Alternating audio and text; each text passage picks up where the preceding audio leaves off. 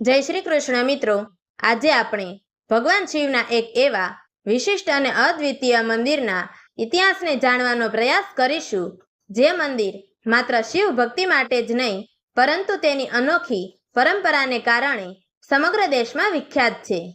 આ મંદિરમાં ભગવાન શિવને જીવતા કરચલા ચડાવવાની અનોખી વિધિ અનુસરવામાં આવે છે. સામાન્ય રીતે શિવજીને દૂધ, બીલીપત્ર, મધ અને ધતુરો પૂજા માટે અર્પણ કરવામાં આવે છે, પણ અહીં દર વર્ષે ફક્ત એક દિવસ ભગવાનને જીવતા કરચલા અર્પણ કરવાની અનોખી પરંપરા છે.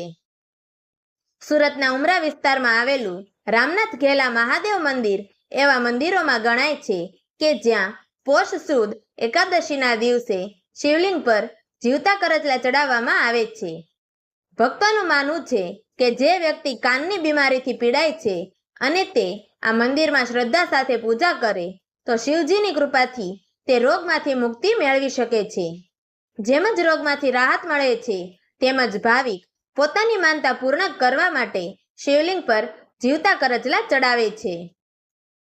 અનેક લોકો પોતાની મનોકામનાઓ પૂરી થવાથી ભગવાનના ચરણોમાં આ રીતે કૃતજ્ઞતા પ્રગટ કરે છે.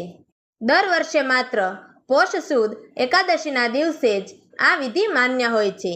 આ દિવસ માટે ભક્તો સવારથી જ જીવતા કરચલા લઈને મંદિરે પહોંચે છે. મંદિરમાં વિધાનપૂર્વક પૂજા કરીને ભગવાનને અર્પણ કરીને પોતાની માન્યતાઓ પૂર્ણ કરે છે. આ દિવસે મંદિરમાં ભક્તોની ભારે ભીડ જોવા મળતી હોય છે. ન માત્ર સુરત શહેરમાંથી પણ મુંબઈ અને દિલ્હી જેવી જગ્યાઓથી પણ ભક્તો ખાસ આવીને દર્શન કરે છે.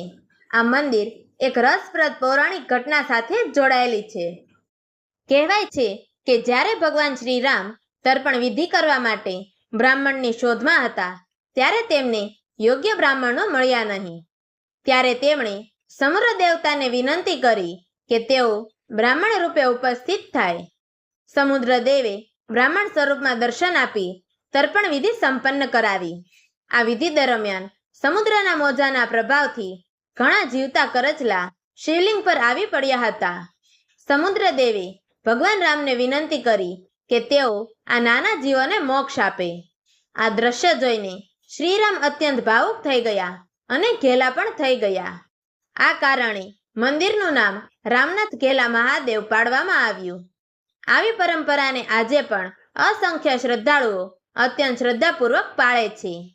લોકો પોતાના સંતાપ, બાધા કે શારીરિક તકલીફોને દૂર કરવા ભગવાનને પોતાનું સમર્પણ આપી માનતા પૂર્ણ કરે છે. રામનાથ ઘેલા મહાદેવ મંદિર માત્ર ધાર્મિક સ્થળ જ નથી, પણ ભક્તિ અને ભરોસાનું પ્રતીક છે. ભગવાન શિવ પ્રત્યે શ્રદ્ધા, ભક્તિ અને અખંડ વિશ્વાસ ધરાવતી આ પરંપરા આપણને બતાવે છે કે ભગવાનના દરબારમાં કોઈ અર્પણ નાનું નથી. ભક્તિ અને નિષ્ઠા હોય તો ભગવાન બધું સ્વીકારી લે છે. તો મિત્રો, તમને આ ભગવાન શિવના ચમત્કારની વાર્તા પસંદ આવી હોય તો અમારી ચેનલને લાઈક કરો, શેર કરો અને આવી જ અદ્ભુત ધાર્મિક અને પૌરાણિક કથાઓ માટે નીચે આપેલા બ્લેક સબસ્ક્રાઇબ બટન પર ક્લિક કરો. વાર્તાને છેલ્લે સુધી સાંભળવા બદલ આપ સૌનો ખૂબ ખૂબ આભાર. જય શ્રી કૃષ્ણ. હર હર મહાદેવ.